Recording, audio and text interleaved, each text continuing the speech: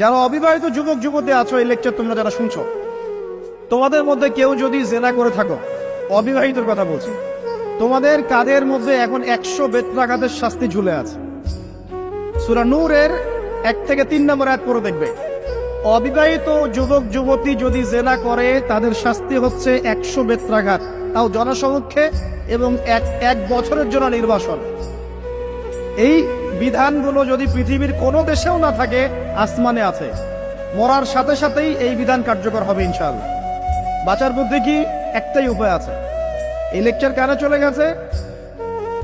অনতিবিলম্বে ওযু করবে, ওযু করে খালেস ভাবে রাতের শেষ রাতে জায়নামাজ বিছাবে, জায়নামাজ বিছিয়ে আল্লাহর সামনে দাঁড়িয়ে 2 রাকাত নামাজ পড়বে, পড়ে নিজের পাপের কথা স্মরণ করে চোখ দিয়ে দরদর করে পানি ফেলে দিবে, আল্লাহকে সিজদায় গিয়ে বলবে, আল্লাহ আমি জিনা করেছি, আমাকে মাফ করে দাও, আমার এই পাপের কথা কেউ জানে না, তুমি জানো, মাফ করে দাও।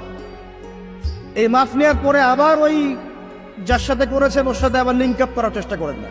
আসো আমরা জেনা করেছিলাম, আসো বিয়ে করে নেই, এটা সলিউশন না।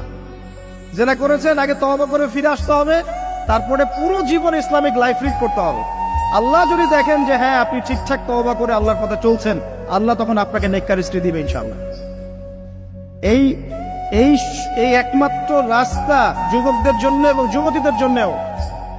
যুবকরা না হলে পার পেয়ে যেতে পারে, কারণ একটা কথা সমাজে প্রচলিত আছে না, যে ছেলে মানুষের ইজ্জত তো সহজে যায় না, গোপন হয়ে গেছে, কেউ জানে না, আল্লাহ মাফ করে দিয়েছেন, সে হয়তো পার পেয়ে গেল।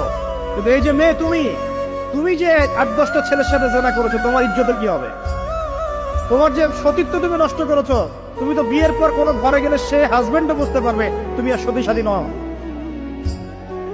তখন তোমার কি হবে?